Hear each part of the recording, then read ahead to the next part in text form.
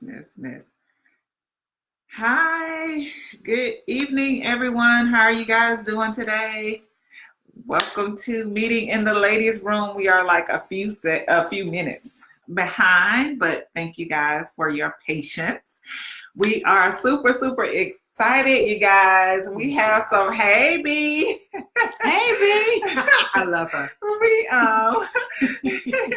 We have some super exciting news. Hi Alex. For you guys tonight, but we are not going to share it right now. You have to keep listening so that you can get the information. So you want to go ahead and introduce yourself? Sure. Sure. I'm Stephanie Rochelle, the Relationship Rehab Specialist. I support women in finding power in their pain so they can move forward in renewed clarity, confidence, mindset, and fearless determination. Awesome sauce. So I am D.Renee, the transformation specialist, and I support women with overcoming obstacles to help them elevate in life and business. I am a certified transformational life coach as well as a licensed therapist, and I support women with being able to rediscover who they are, increase their self-esteem so that they can walk freely into their purpose and create the life that they desire to have. So you guys, welcome to Meeting in the Ladies' Room. So if you don't know, you want to give them like a little overview about how we do it? Sure. We have our fishbowl that we have a lot of topics, a lot of relationship topics, well, really various topics. Yes. From ourselves and from other people that have chimed in of stuff that they want to start a conversation about. So we pull, we do not know what we're going to pull. We just talk about it off the cuff. It's not rehearsed, it's not scripted or anything, so we can get real talk right here on Meeting in the Ladies' Room conversation. Right. Hi, Inga. So we shake it up. Shake it up. I know it's spring break. Some of you guys may be catching it on the replay. I appreciate it. Hey, Cheryl. Hi, Cheryl. Welcome. We get ready to pull from the fishbowl. Get ready for our first topic of the evening. See what our topic will be today. I hope all is well, Cheryl. I hope you guys are hanging in there. I don't know why I've been singing words lately. Oh, I always do that. I know, I did that this time. He's dropping a few. All right. All right. I'll pull. Okay. Let's see. What do we have here? Hi, Antoine. How are you? So, our first topic tonight, it says, how do you keep the faith in the storms of life as a couple or as a single? You want to go ahead and start? How do you keep the faith in the storms of life as couples or as a single when storms hit? That's right. First, you pray. Okay. I pray about everything. Pray. And actually pray and listen. Listen and seek. I mean, because God will tell you what to do. If you don't know what to do, wait. Right. I seek God about everything.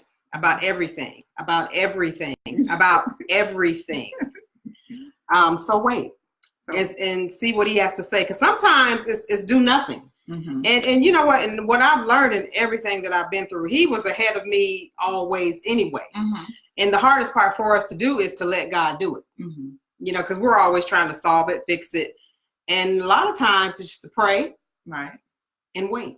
Okay. All right. So, I mean, I can definitely agree with the praying and the waiting. You know, and Alex says have to pray together and sit still. Okay, I agree with that. One of the things that I guess I'll talk from both sides as well, a couple and a single. Even though I am single, but from the single aspect of it is really hard, especially when you're talking about what it means to keep the faith. You know, are you talking about keeping the faith is, you know, are we talking about being hopeful about having a marriage or being with someone one day on the single side, and as a couple, are you talking about well, I mean, as far as in life, because it's a storm because I ain't never been married. You know, when I talk about right. So when I talk about like a storm, when you go through a lot of things in life, when stuff keep hitting you back to back to back to back, you do sometimes wish that there was somebody there to bounce to help you, yeah. or not necessarily help, but to be there to support you. Yeah. You know what I'm saying? Because yeah. sometimes you need that other ear. Sometimes you need that other shoulder. Sometimes you need and you want to have that other person there, just so that you don't feel like you have to carry the burden by yourself all the time. You know what I'm saying? It feels good when you have that person that you can trust, that you can talk to, that you all can, maybe cry together, give you a hug, because sometimes you need a hug. Yeah. Sometimes you need a hug, and sometimes you feel like you just want to be held sometimes. And when you're a single person and you don't have that, you know what I'm saying? It makes it difficult. You be like, oh man, so when is this going to happen for me? You know what I'm saying? To get that person. Exactly. And in addition to that, like with dating, it's hard out here dating folks nowadays. It's so much bull crap that you have to deal with and that you have to go through. And it's like, you know what? Me and my friend, I was just telling her, she came down here back in November for her birthday. And I told her, I said, when I saw you with that guy, I said, I really like him. I said, it's something about him. I said, I think he might be the one for you. And she's like, girl, I hope so. She said, because I can't stand dating. I was like, you know what? I hate dating too. I hate it. I hate the act of having to, one, open myself up to somebody else, two, having to get to know somebody else, three, now I have to figure out what are your intentions. You know what I'm saying? What is it that you want? Do you really want something, or are you just faking the funk so you can just, get some sex or something like that? And then I tell you, sex is free. You can go get that from anywhere. It's easy to obtain nowadays. Everybody giving it away. So you can go out there and get it. But I want something more of substance. So when I talk about storms and keeping the faith in that way, it wears you down. I don't know if anybody else, anybody else that has, Well, I'm gonna say that one of I've had a few storms in my life. I lost my son, and then also went through a divorce after being married for a long time. So when I was in those 2 years when I was by myself, when I was laying there for those 9 months trying to make those decisions, that's why I was talking to God. I didn't ask a friend. I didn't look to anybody else for the answer. I was in that frame of mind in that time period. I was getting me together. I was seeking God for the answer. And I was just real quiet. I was just in a real quiet space. So I understand you talking about that person to lean on, but I'm saying I've had that period when I didn't have anybody to lean on, and that's who I leaned on and still lean on to today. I mean, it kind of started that every day, like seeking him for everything. When I say everything, but in doing that also, I knew that who I was, I knew that I will be a wife. I wasn't even worried about being a wife. I knew that was coming. It wasn't even part of it. It didn't even matter if I was single 2 years, 4 years. It wasn't even a part of my storm as far as when I was going to get that next husband, because I had been married so long. That's all I really knew how to be. It still wasn't even a part of it. I knew I would because I hadn't went through all this for nothing. God knew I was a wife. He knew how he made me. He knew how I was. He knew I was better in relationships. I knew all that was coming. So, but in reality, I had to still, because I had been with that person so long, I had to still learn how to do everything by myself. Whereas you've done everything by yourself, but I had never done that. So I always had that person to lean on, and then had to come over to the other side and didn't have the person to lean on anymore. And so for me, it was the one thing that I think I needed to also see for myself as a grown up now, because I got married so young, that I can do this by myself, no matter what. So again, now that I know I can do this by myself, now I had to learn when I met my person to let that person come in and come into my environment. That was hard for me. Very hard for me. I'm like, okay, so I got to you need some closet? It's like, woo! You need some closet. Yeah, I was just like, man, is this the only child part, or what is this about? I had to revert all the way. I had to revert all the way back. So again, even in that, I went back to God about talking about that too, because I knew this was the person I was moving forward with. So again, I'm going to go back to what I initially said. I don't care what the trial is. I can tell you that God is already ahead of you anyway in working it out, and God already got your husband picked out. Right. Sometimes we mess it up. Right. We do. We can mess up. We can totally mess it up and get in the way and not allow things to happen as they're supposed to happen. I mean, you can meet the person. So how can we mess it up? Because I didn't think that my husband was it, so I could have messed that up. But you know what? I knew he was exactly what I prayed for. So when I was like, no, this ain't, I don't think so. This ain't it. You know, but it was really just my guard. I didn't want to make a mistake.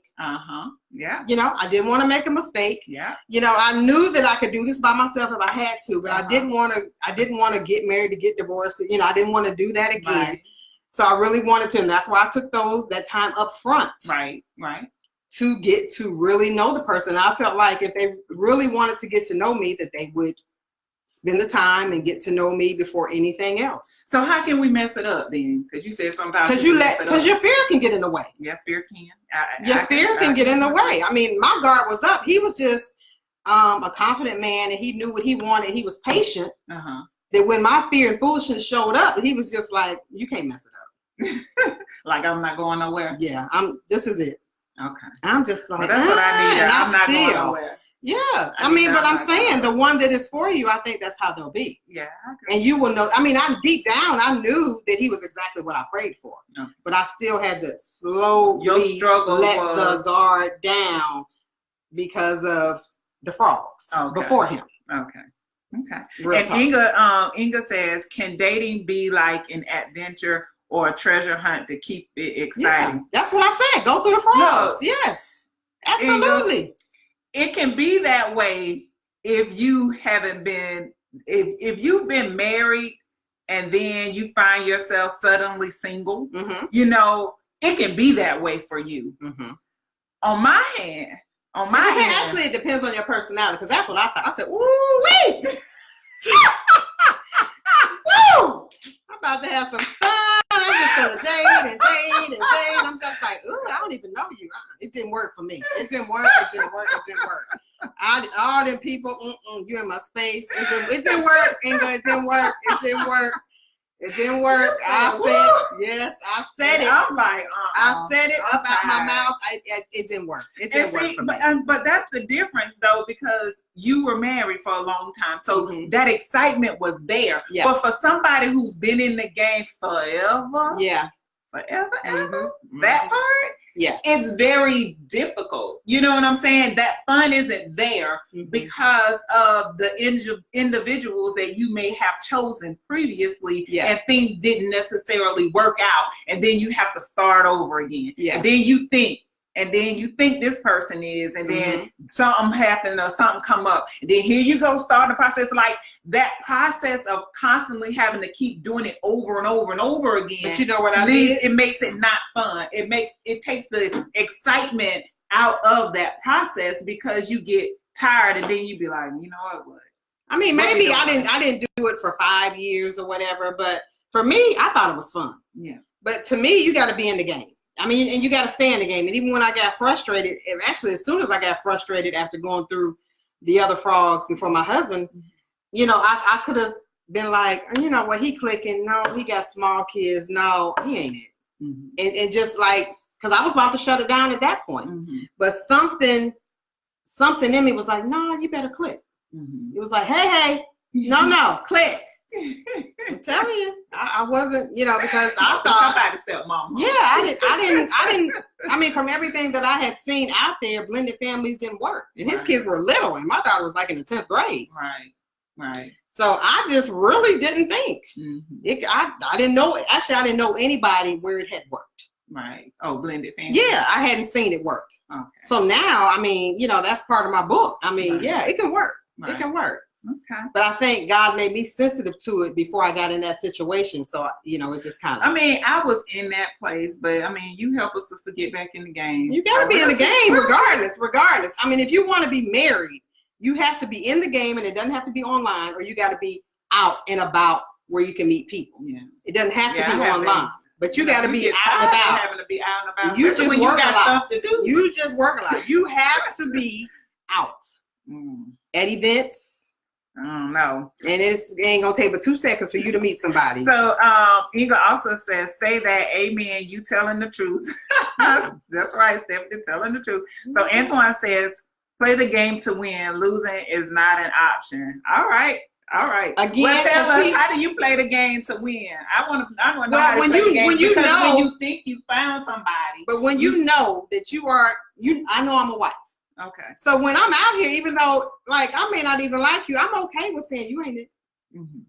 You ain't it, because I know we ain't even matching up. It was so easy for me. Like next. But so oftentimes there are some where it seems initially like it's matching up though. But I think because you move too fast. Anybody nice? I ain't meeting no not nice people. I'm nice. Everybody is nice. You know what I'm saying? Everybody got the representative going on. Hey, buy you a drink. You know, treat you to death. Everybody is nice. Right. Do your actions line up with your words? Actions are big. Actions are huge. Actions are everything. They go beyond your words. I mean, it's exactly. They go beyond your words. I'm watching you. I may not say anything. Okay. I'm watching you. So then it comes down to we're not necessarily paying attention to those behaviors. Yeah. The inconsistency. Yeah. The red flags, the things that are not. And the thing is, I mean, nobody's perfect. So even if they mess up sometimes, it's the thing about it when you talk about it, if they try to do better, you know, because it could be you just messing up. Because you holding back, got the guard up or whatever, like I was, you know. So it doesn't have to always be them. It could be you. I definitely agree. Yeah. I know we can mess up some things. Yeah. And I know I can be like, you know what? I don't know. Right. I still got to see. I'm still looking. Right. I'm still looking. Right. But you gotta, I think, to me, I know I see it with the younger people. They don't wait. Just wait. Like if you really, really want to be married, because if they're not willing to wait, if they're not willing to talk, take some time.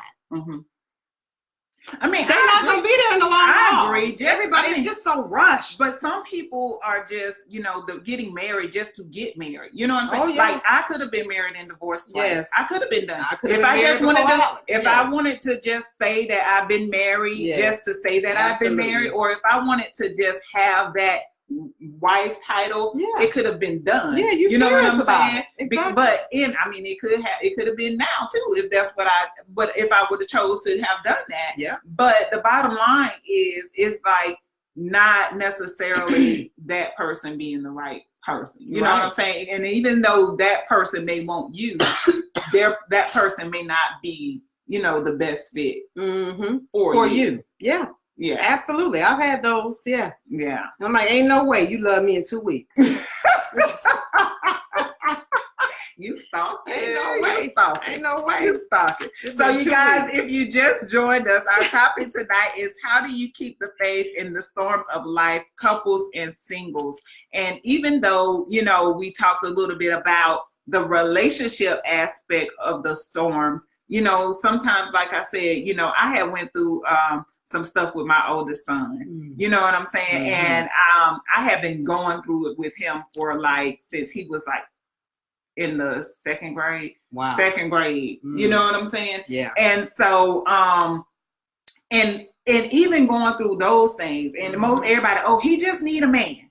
He just need a man. He just need this. I couldn't force his dad, you know what I'm saying, to be that man. And I wasn't just going to go out here and just get anybody to have a man next to me, just so that it could be okay and all can be well. You know what I'm saying? Like I did everything that I could possibly do, like get him a mentor. He was in sports. He was doing this. He was doing that. Like I did everything that I could possibly do to have that. But the bottom line is it still wasn't enough. You know what I'm saying? It still wasn't enough. So sometimes it's very difficult to keep the faith, because it's like, you know what your child need. And I'm that parent, I might know what my child need, but I can't go buy it for them because I'm going to work 2, 3, 4 jobs, whatever I need to do to make sure mine is taken care of. Yeah. But that's the one thing that I can't go buy. You know what I'm saying? Yeah. I can't buy that. Yeah. So it became difficult, and you kind of, I know for me, I felt some kind of guilt because I wasn't able to give that to him. Yeah. You know what I'm saying? I just couldn't give that to him. And I didn't want to put myself in a vulnerable situation to where my child could be victimized by someone, because there was a guy that I dated when he was like 1, and I had a little bit, I had some suspicions and thought that he may have been trying to harm my child and doing some things. And so I had to get rid of that. You know what I'm saying? I had to let that go because I was like, you know what, something ain't right about this. You know what I'm saying? And I had to, in the way God kind of revealed that thing to me, the way that God kind of revealed that thing to me is like, one day I was in the house and I was in the living room and he was in the kitchen, and I just did a devil take. Girl, he looked like a devil. I just did a devil take. I was like, what the heck? Like, it was, girl. Oh, wow. And God showed it to me that way, and then some other stuff kind of you obviously was missing it, so he had to show you. And some whatever he needed to came out, and then I was like, okay, I'm done.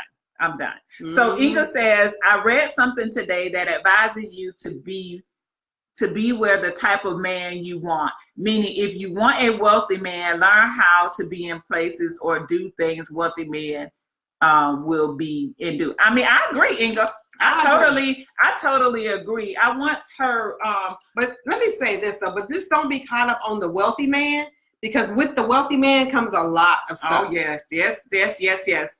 Yes, with the wealthy man comes a lot of stuff. Now, broke man, I'm not definitely telling you that. But I'm just saying, with the wealthy man, they seem to come with more arrogance. Yes, entitlement. And everything else, and arrogance, all of that. Entitlement, like you have to. I mean, it can like be a lot. Can do anything. It's difficult to find one that's really humble. Yeah. That unless they've just been, they're probably already taken. Yeah, they're probably already taken. That's right. That's what they are. They taken because the ones that's left out here now, it's a lot of arrogance. Yeah. It's a lot of entitlement, and it's almost like how you teach women, okay, well, you're supposed to let the man kind of chase you type of situation. Yeah. It's hard for that to happen because you got to show them something. Yeah. You know what I'm saying? You got to show them something. And all that comes out, though. That comes out pretty quick. Yeah. So, and if you want me to chase you, and I was on like all the sites, even the one that was supposed to be for like Christian people, like I won't say the name of it. I mean, and I think that's what they thought. Wasn't nobody clicking. I'm just like, oh, let me just get off here. This is so backwards. You know what I'm saying? I was just like, now this is a negative. A double negative. I'm like, this ain't gonna never happen. So I might as well get off of here right now. So, Jaquay, if you're just joining us, our topic tonight, it says, how do you keep the faith in the storms of life as a couple or a single? Oh, and I want to say another thing too. Like, one thing that I found, like, God is he's amazing. He definitely has a sense of humor. He's already in it. So one of the things that I found myself do. Hi, LaKanya. One of the things that I found myself doing is that, when I date someone and I'm like starting not to see what I know I need to see, I pray. And God always reveals to me. Yeah. And in my prayer, my sister friend, she always jokes with me. She used to always joke with me about this because she was like, girl, I stopped praying that prayer because it scared me. Because every time I prayed that exact same prayer, that's when something came out. Man, them jokers left so fast. I was like, oh Lord, I don't need to say that no more. Never mind. Yes, you do. Because remember, we don't want to be wrong. We're trying to get the right one. We don't. But it was like, boom, bye. Something happened here. Bam, bye. Well, something happened there. Bam. That's good. I mean, I couldn't do nothing but laugh because I was like, dang, God already. Can I get you to work this fast over here on this situation right here though? Yeah. So Inga says, say that. Look for Jesus in a man. Yeah. Unfortunately, he man can't measure up to Jesus though. No. But she just mean. Yeah, I know what she's saying. So LaKanya says, I'm going to have to watch from the beginning. Yes. What's the prayer? Yeah. Okay, so LaKanya said, what is the prayer that I prayed? The prayer that I pray when I need God to show me something about somebody that's in my life is I say, Lord, if this person is not for me, I ask that you please remove them out of my life without any hurt, harm, or danger coming to them. That's it. And then it's almost like something happened, a situation comes up, something's gonna trigger out of that prayer, and something happens if that person's not for me, and obviously they haven't been for me because I'm still single, right? So that's the prayer that I pray, because I don't want with it when they go, because I don't want it to be a situation where, something tragic happens to the person. So I always add that without any hurt, harm, or danger, coming to them in order for them to exit from my life. You know what I'm saying? So yeah, that's the prayer. I haven't prayed that in a while. I haven't prayed that in a while. To everybody you meet, because my thing was because I had been with somebody from my hometown. So if from somebody that long it can just go awry. I'm meeting all these strangers now, so I really said the prayer. I needed to know because I didn't know any of these people coming into my space. Oh yeah. I think now the prayer is definite. You got to say the prayer. I think now though, I'm just more aware of paying attention to the behaviors, because if you can't be consistent, that's an issue for me. Absolutely. I need consistent. I don't need to feel like you're not going to be dependable. I don't need to feel like I can't trust your word. Exactly. A man of integrity is necessary because I need to know that I can trust your word. If we ain't got nothing else, I need to know that whatever you say you're going to do, you're going to do it. You know what I'm saying? You're going to do it because that's what's important to me. Yeah. Because I need to know that I can depend on you for whatever it is. Not necessarily saying that it's going to be something. The guy, though, we need to be able to depend on. And not necessarily that's who we're supposed to be able to lean on. Yeah. Because you got to be the head, right? He got to be the head. If he has to be God the head, intended it to be. If he has to be the head and he has to lead, then I need to know that what you're saying is what's happening. Right? Yeah. So if what you're saying is what's happening, then we all good. Yeah. You know what I'm saying? Then I can go, it's lining up. But the problem is when you say something and then you do it 1 minute and then you don't do it the next minute and then you become inconsistent and then you start having excuses and your reasons why, then I'm looking at you like, wait, what? No, this is not how this is supposed to go. This is not, I'm not feeling secure in this. This feels unstable for me because I can't trust you. You know what I'm saying? That's a huge issue for me not to be able to trust you and trust your word. Yeah, absolutely. So, that's how I see that part of it. Totally. Anybody else got any take on this particular topic? Any questions on this particular topic? About how do you keep the faith in the storms of life as a couple or single? If not, we're moving on to the next one, y'all. Topic number 2. Topic number 2. Here we go. Here we go.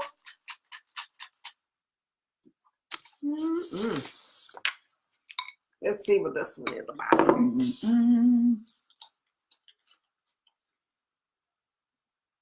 Emotional abuse. What is that? Emotional abuse. Do you realize it? Everything is your fault. Whatever you do is never enough. This is kind of like those narcissistic people. I'll put it right there. I might need to read that. So the topic, you guys, emotional abuse. Do you realize it? Everything is your fault and never enough. So basically the question is, do you realize when you're being emotionally abused in a relationship? Hey Fitz, how you doing? Yeah. So do you realize when you're being emotionally abused in a relationship? Talk about it. Have you ever been with people, like I met people like no matter what, like everything you do is wrong. Yeah. Like no matter what, it's your fault. You put the shoes at the door. Why you put the shoes at the door? I thought we putting the shoes at the door. We ain't putting the shoes at the door no more. So you put them at the steps. Why you put your shoes at the steps? I thought we was moving them from the steps to the. Can't be at the steps either. Okay. Got a problem with shoes at the door and the steps. You know what I'm saying? Just walk. Where should you? But then what happens is you come in Is that their shoes at the door? So they're telling you one thing and doing another. I mean, it's just nitpicky. Mm-hmm. You know, I'm being funny, but it's just that's controlling. They're controlling that part. I mean, for real, it's like it's certain people that you just have to walk on eggshells for. Mm-hmm. And no matter what you do, they are unpleasable, is what I call it. No matter what you do. And they can be nice people, fun people, but something about in a relationship with that person, because nobody else sees them like that but you, the one that you're in the relationship with. Everybody else sees them as a fun, loving, the nicest person ever. And I'm just like, huh? No. So, I mean, when you talk about somebody who's controlling, to me, you know, that comes from, you know, there's been some time in their life when they haven't had that type of control. So in order for them to try to feel some type of security, some type of safety, they become controlling in a sense to anything that's tied and connected to them, so that they can feel like they can be okay and they can be secure and they can be safe. For instance, I know someone who wife, there's some suspected infidelity. And because there's some suspected infidelity, like he's trying to control every move that she's making, you know, when she come home. Oh, she usually get home at 3:22 or 3:15, and so now she's not getting home until this day she didn't come home to 3:27. Like, where were you them 5 minutes? And you know, you made a detour instead of coming straight home. You made a detour and went and paid a bill, or you went and did that. Like, what was you really doing? Or you staying late at work saying that you helping this and you helping that. Like trying to regain some safety and security because it's been compromised. In some sense. So when people who have those controlling tendencies tend to enter into relationships, then they haven't dealt with their stuff. They're trying to control every aspect of anything that's around them so that they can have that safety and security of knowing that it's going to be okay if I just control it and make it be okay and put all these restrictions and stuff on. Guess what? I don't get along with that people. So when me and Alex started dating, right, I was like, when I saw we were going to be in a relationship, I was like, okay, I need to still go out with my girlfriends, because I wanted to see everything. I wanted to see if he was going to have a problem with me going out, because he likes to be home. You know, he goes out, you know what I mean, but he likes to be home, you know, put a fire in the fireplace, chill out or whatever, and that's all good. But sometimes I like to dance. Right, me too. So I like to go out. So I needed to know that he was still going to go out with me, or I could go out with my girlfriends, and it wasn't going to be no problem. Wasn't going to be the problem when I got home. Right. Everything was still, so listen, ladies, everything was still going to be kosher. Right. Right. It wasn't gonna be like, yeah, go ahead and go. When I get home, it was gonna be something different. Right. Then I was testing all those. Because you always going out with your girls. Yeah. You always doing this. Why do you always got? You know what? I find that too. That sometimes when women, I don't know if it's like a newlywed thing or what, but women do kind of pull back from hanging out with their girlfriends and just kind of, you know. Then they get smothering. That's what it becomes. Smothering. So how can't go nowhere. It's a pitiful. And then they have a hard time reconnecting. I'll be like, babe, yes, go play golf. Alex is loving golf, and I'll be like, yes, go play. Have a good time. Because I think everybody needs to go have that me time. Right. I definitely agree. Everybody needs to have, even if we got the best relationship ever, but he still needs to be able to go do and, you know, go around the corner and I'm not calling him every 5 minutes. He needs to be able to do that. He is his own person. I'm my own person. He don't need to go with me when I go tennis practice. You know, it's fine. I'll be back. You know, I'm good. I'm going to play tennis. I'm exactly where I said I'm supposed to be. You know what I'm saying?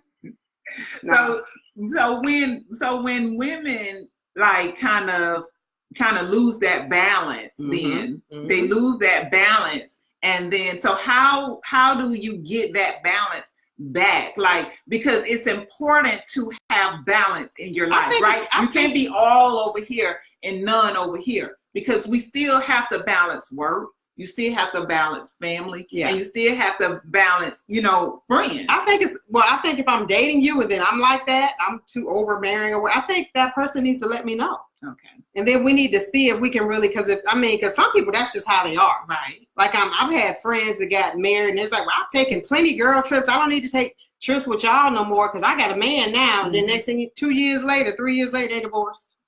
Smothered. Because they don't have any balance. They don't. They made their life just strictly built around that person, and not understanding that you need that, because you need that outlet. Yes. Just like we're having meeting in the ladies' room conversations right now. Because you need that time with your girlfriends to just talk, to just think and just sit and talk about different things, regardless of what those things are, which is why this platform was created, to be able to sit down and talk about just any and everything as it relates to women, because that balance, sometimes it gets misconstrued and we kind of leave ourselves out and a lot of times because it becomes all about them. And we're not saying that you have to neglect your family or your husband or anything like that. So please don't feel like that's what we're telling you, because that is definitely not what we're saying. You handle your business, you take care of home first.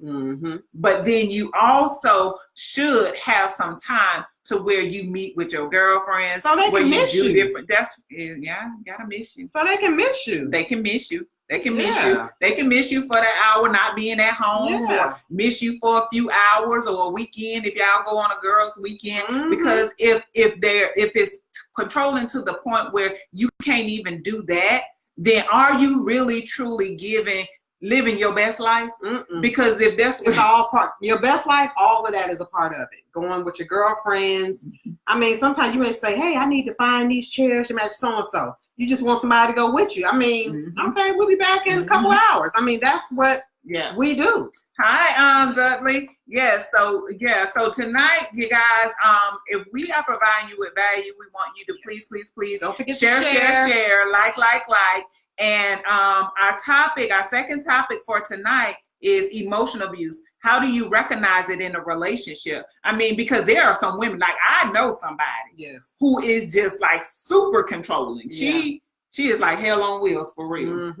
And I used to know her. I don't associate with her anymore. But she, controlling. I was like, man, I don't see how you even got a man. I don't see how you even got married. I don't see how none of this happened. Like, what the heck is going on here? Because you are a handful, honey. I can't. Hey, Yolanda. Now I see it a lot with a lot of times a lot of ladies make a lot of money. So I see it a lot in that aspect where, I don't want to be the man. But I said that up front coming in. You know what I'm saying?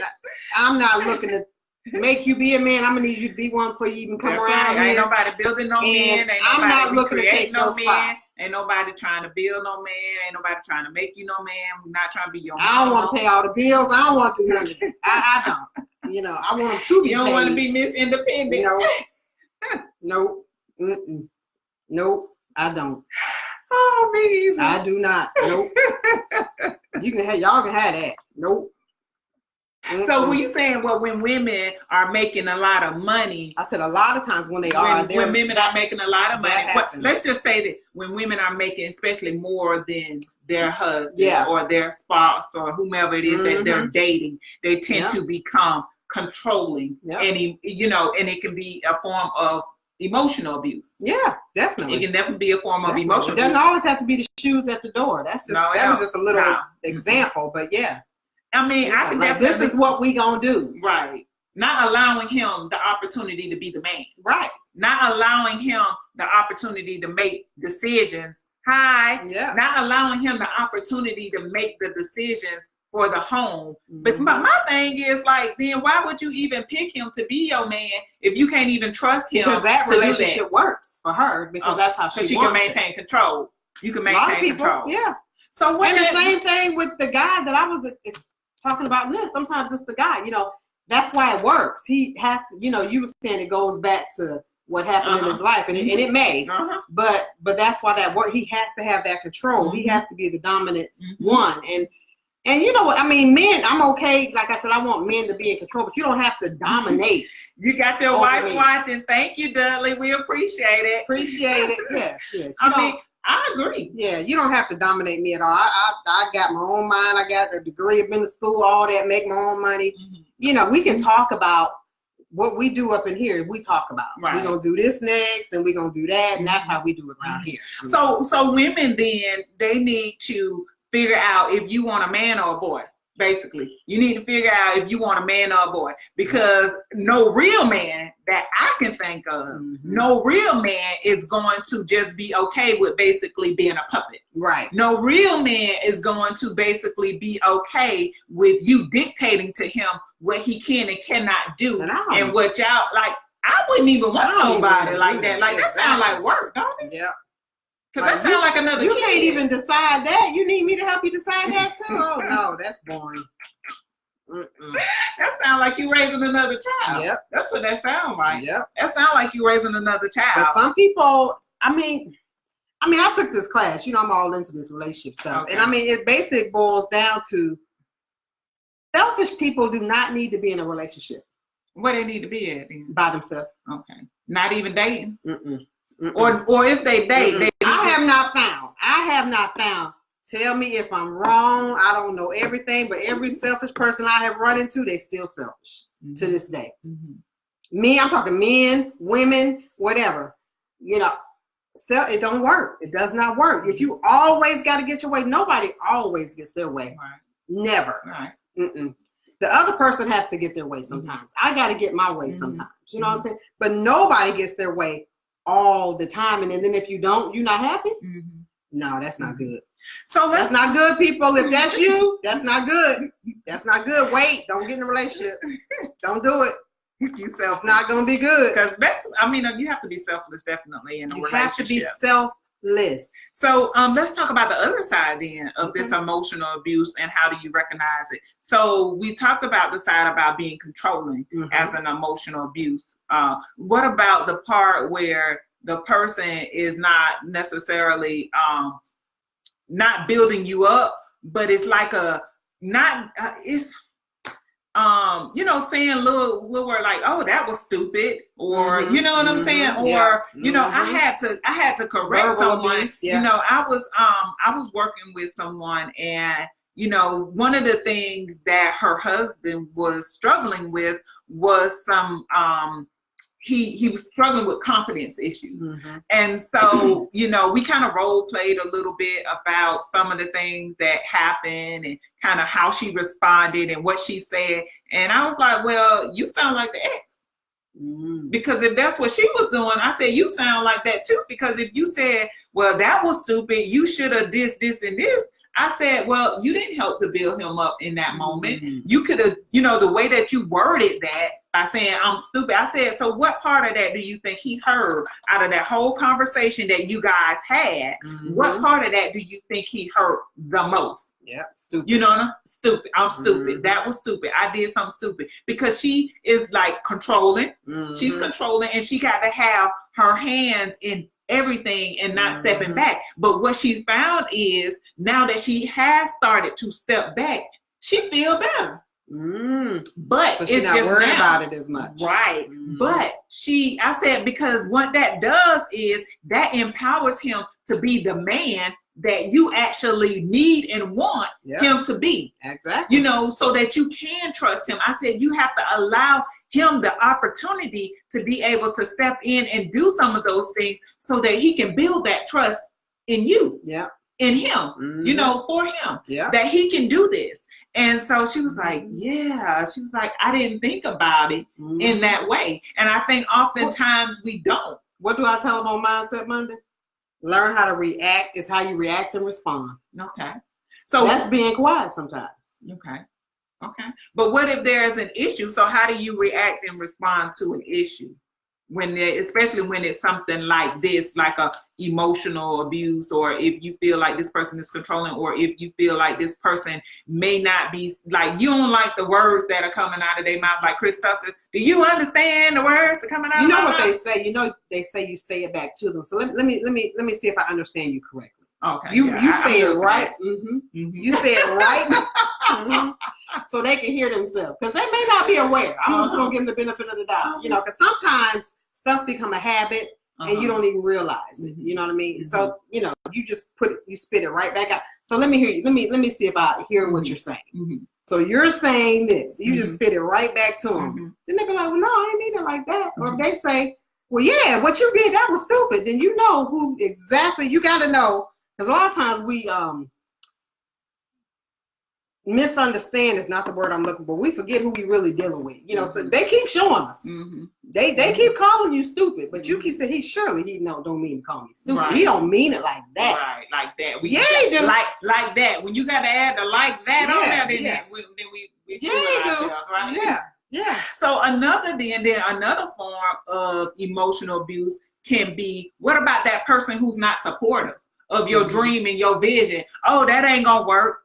Oh, no, you can't do this, or you shouldn't do that, or this not gonna work. You know, that person that's constantly negative. Yeah. Like, even if you married already, let's say, like, for instance, I mean, this not y'all situation, because Alex is very supportive. Like you know, starting, you know, doing the coaching and all of that, your business and everything. So if he would be like, nah, Stephanie, that's stupid. You don't need to do that. You already a real estate agent. You already got you a nice job. You already, like, that's stupid. You don't need to do that. What you want to do that for? You know what I'm saying? To me, that's another form of emotional abuse, because I started doing this. What? I said, let's have this conversation right now. Because what I'm doing, I wouldn't even be doing. This ain't even me to be on live. But this is what God put me here to do. Right. So when I came to my husband about me doing this, I said, look, I'm about to write this book that I told God years ago I was gonna write. I'm getting ready to help some ladies through some stuff that I've been through. You know, so I'm gonna be talking about some stuff. So I just want you to know this is what so I just want us to talk about it up front now. Make sure that everything is cool, because I gotta go for this is what God has put me. This is my purpose. This is why I'm here. This is what I'm supposed to be doing. So I got to do this. Okay. And he was like, you know what he said? What did he say? Do you, boo? He said, do you? So Antoine writes, he said, Antoine says, maybe people should try to listen to understand opposed to listening to respond. Okay. Like I said, react and respond, Antoine. Sometimes you just got to be quiet. Yeah. Sometimes I would be getting ready to open my mouth, and God said, don't say that. Be like, dang. Listen to understand and not listen to respond. I think that is a good. I think listening that's a good way. is key. Absolutely, it is. And that's hard for me sometimes. You have to really be quiet. You know, you have to really let them finish the whole sentence. Gotta let them get it all the way out before you say anything. No, Steph. No. Wait. You say the whole thing like it's long. Wait. You know, sometimes you have those people, even at work, sometimes they be like, go around the world. Be like, and you be trying to like jump in there. You gotta wait. Wait.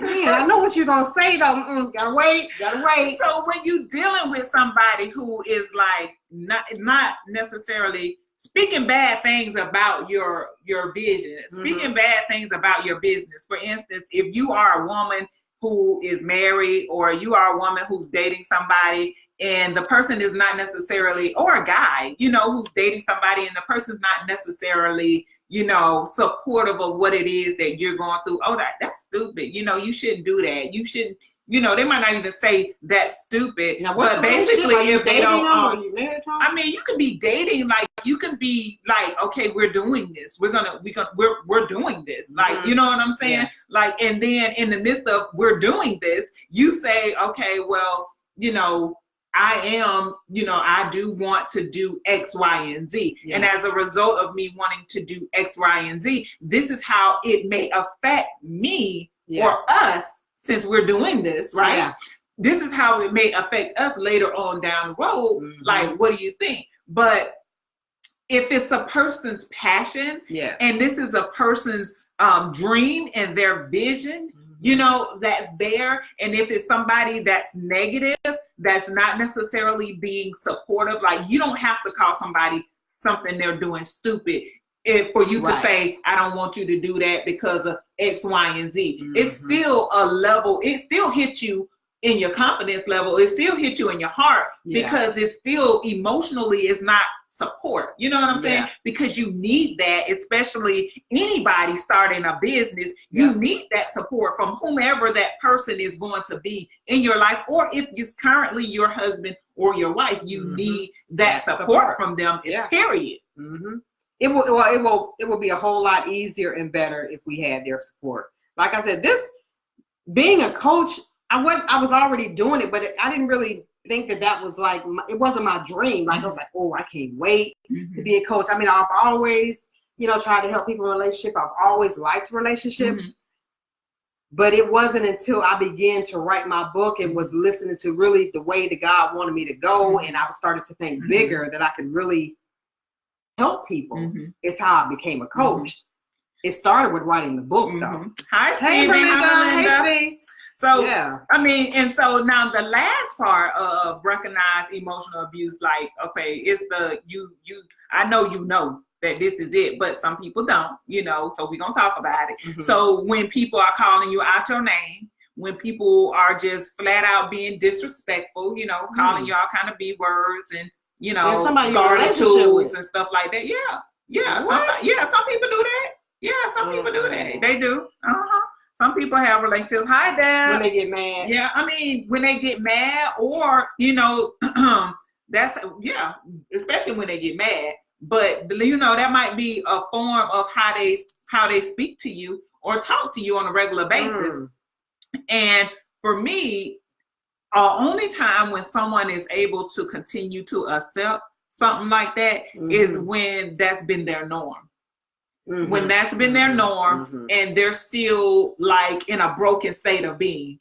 Because ain't no way on God. I don't even like when women call each other that. Right. Be like, please. Oh no. Please, not me. Y'all please don't do me like that. That ain't my name. I mean, me and my friends don't really do that. You know, but you know, there's other people that do that. It just it's not good. But I mean, so that's like one of the obvious ones. So the only time that someone wouldn't necessarily recognize it as abuse is if they have been exposed to that type of behavior before, and it's okay and acceptable to them. You know, it's okay and acceptable to them.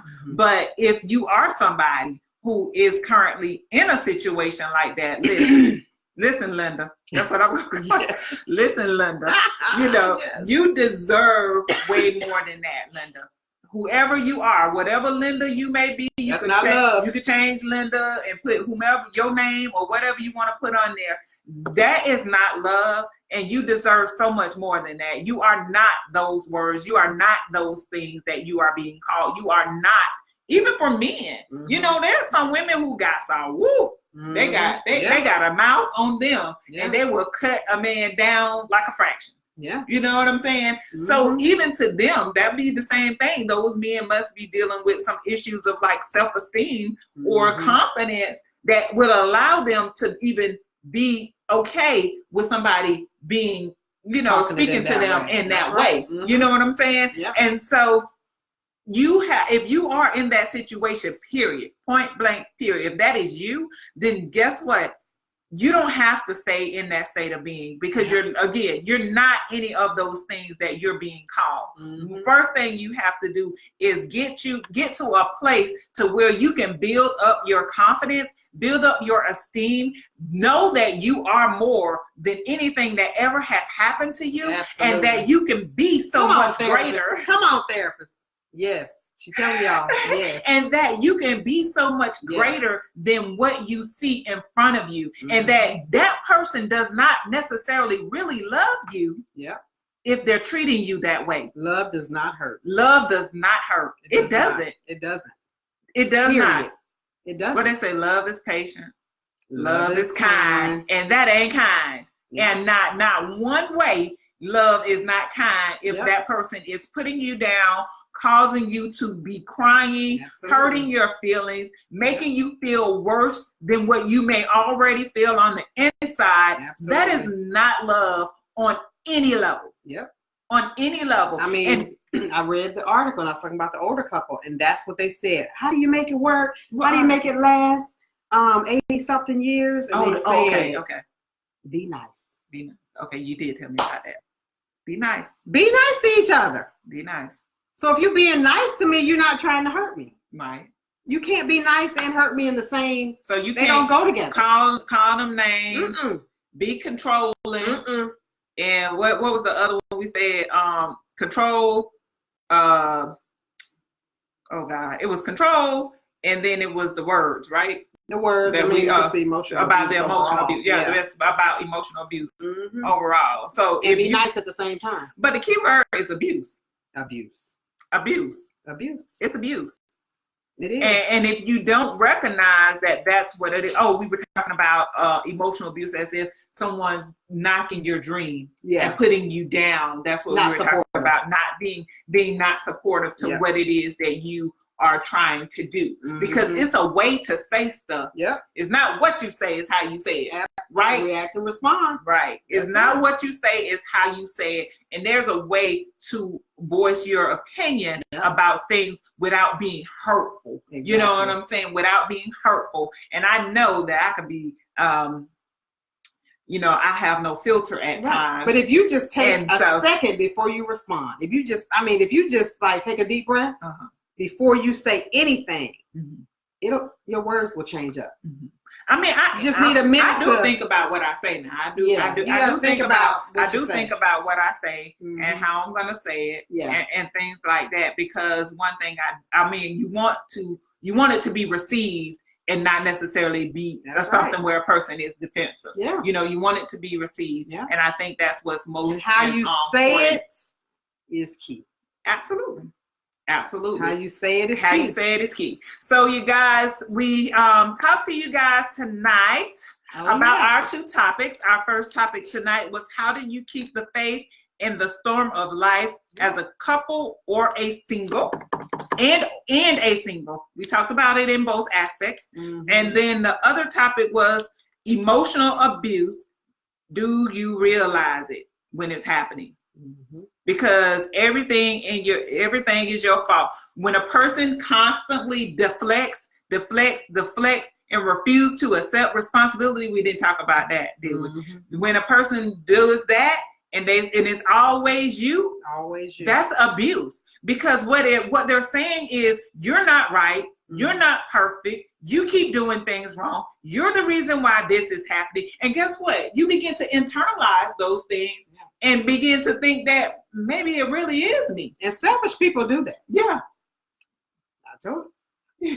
In my experience, selfish people, I hadn't seen them change. You haven't seen them change. So even if you're in situations where it's never that other person and it's always you, and so you begin to become down on yourself about the things that are going on within you. Like, man, I can't get anything right. I can't do this. No matter what I keep doing, it doesn't please him. It doesn't please her. You know, this person's never satisfied with this. You know, I tried to do this. I'm doing this. I'm doing that. It is not enough. You know, when you start to do those type of things, then guess what? You have to sit back, right? You have to take a step back, and you need to really look at this thing with your eyes and not necessarily your heart, even when you're in a marriage. You know what I'm saying? Because at this point, it can be damaging to your marriage. Because if this person is constantly never taking responsibility for the things that may go on in the marriage, then that's an issue. And what I teach women in the ladies that I work with is that even though something may have been done that wronged you, guess what? You still had some responsibility in that interaction. Whether it was good or whether it was bad. Either you accepted it, you were too understanding in it. You still had some type of responsibility. My bad part was I always agreed to disagree. Yeah. Keep the peace. Yeah. And that was that. That was your bad. That was my bad. That was your bad. That was my bad. And I have tried to be so understanding. Mm-hmm. Just tried to keep on, keeping on just to try to make it work. Just to try to get through, just overlook you, just forget about it. I've done all of those things. Yeah. Like, I'm talking from my personal experience. Yeah. You know what I'm saying? Exactly. This ain't nothing that happened to somebody else or nothing like that. Like conversations that we need to continue to have. Absolutely. Because we've all gone through those moments. We've all gone through those times. And if you are in any of those situations and you need support, guess what? I am D.Renee, the transformation specialist, and I support women with overcoming obstacles to help them elevate in life and business. And I am Stephanie Rochelle, the relationship rehab specialist, and I support women in finding power in their pain so they can move forward in renewed clarity. Nothing like you can do about being clear. Mindset, confidence, and fearless determination. So guess what, y'all? Our excitements. I said yesterday on my Transformation Tuesday that we had some great news for you guys about meeting in the ladies' room. Yeah. Conversations. So we on April 24th. Yeah, April 24th. On April 24th, what are we doing? We will be going live on a bigger platform. What? So that's why you guys got all those friend requests from me, or accept the friend, and I appreciate it. Continue to do it. I think they're going to keep coming in increments. If you've already done it, I don't think you have to do it again. Yes. But it's so that you guys will be able to see us over on Manifest TV. Manifest TV. So and that's we're going to be going out to 7 different platforms. Yes, 7 different platforms. So the audience is growing. Yes. So very thankful. Status Network picked us up. Yeah. And we are going to be is going to be live from Status Network's Manifest TV. Mm-hmm. So as for my friends, I know you guys were wondering the same thing as Stephanie's friends about those invitations to like Status Network, the invitation to like Manifest TV. Mm-hmm. That is why we had an awesome meeting on yesterday for about 2 hours. Yeah. Tuesday. Yeah. On yesterday. So for about 2 hours, when I tell you this young man, he's an African American young man. Gosh. He is doing some amazing and some wonderful things. Yes. Like his platform is taking off. Like he is somebody to keep an eye on and somebody to look out for. So we are super excited. We were very impressed. He has worked hard. He has built this, and he is doing amazing. Yes. And we are super excited to be joining the Status Network. Yes. And we will still be airing at the same time on Wednesdays from 8 to 9. The exact same time. Slot. Yes. The exact same time. Yes. So it's still going to be live from the pages that you guys are viewing from. Like you're going to be able to click on it and join. It wouldn't be because it'll be streaming live to our pages. Mm-hmm. In addition to, if you have like Fire Stick and Roku and all of that, it's gonna also, you're gonna be able to see us on those platforms as well. Yep. So we are super. And it will be a call-in number. Yes. So you can also call in from anywhere and ask the question. Mm-hmm. You can call in and you'll still be able to post your comments. We'll still be able to read everything. So nothing about what we're doing is going to change. They absolutely loved our fishbowl conversations. Yeah. They absolutely Nobody was doing it. Nobody was doing it. So I mean, so everything that we have going on, you guys, is not going to change what we do. We're not going to be rehearsing and scripting, and we're going to have this conversation for the day. Now, there might be times. Now, the best thing about this platform, you guys, is we get to invite some of y'all to come join us. In studio. And the other thing, you guys, if you guys have businesses that you want to advertise, we can bring you on as sponsors, and they will scroll at the bottom of the feed. Yes, we do have sponsorship opportunity for businesses, events, you know, whatever it is that you have going on. If you want that sponsorship, we got you. We got you. And again, it's going to be airing on Roku, Fire Stick, on and it's like whatever the six or seven other social media sites, including but this just think one. about all the people that they don't even have cable, they have Fire Sticks. Absolutely. They're gonna be able to see it. Absolutely. And Roku. I think Roku they sell at Walmart, maybe. I think they know. sell I've heard Roku of at it, Walmart. I think I saw it in Walmart because I was looking at it once. But I think that's the name of that the one. other one was Instagram, YouTube, Periscope, YouTube, Twitter. Yep. Facebook. So now we got 2 computers. Now we don't have to do this no more. It's just like, woo! But so you guys, we're excited. We are super, super excited. We're going to remind you all every week. So please go and like Status Network and Manifest TV because we are going to be on Manifest TV with the Status Network. And we are super excited about it. So Thank you guys. You guys. Thanks for tuning in every Wednesday. Thank you for your So he really liked our show. He did. Yeah, he really liked our show. We thank you guys for the support, and we're going to continue to give you all the best that we can. And we hope to be able to invite at least a few of you guys onto the show with us every now and again. Maybe we can do that. Maybe once or twice a month. We can talk about how we can do that.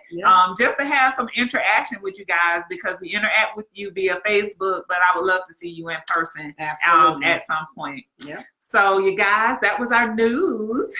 And it's been an absolute pleasure. Again, our meeting in the ladies' room tonight. So you guys have a wonderful evening, and we'll see you back here next Wednesday, same time, same place. And then I'll see you also on Tuesdays, same place for my Transformation Tuesdays at 8 p.m.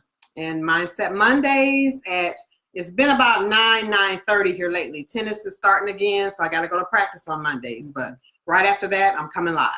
All right. Well, you all have a wonderful evening, and we'll see you next week. See you. Thanks for joining. Bye.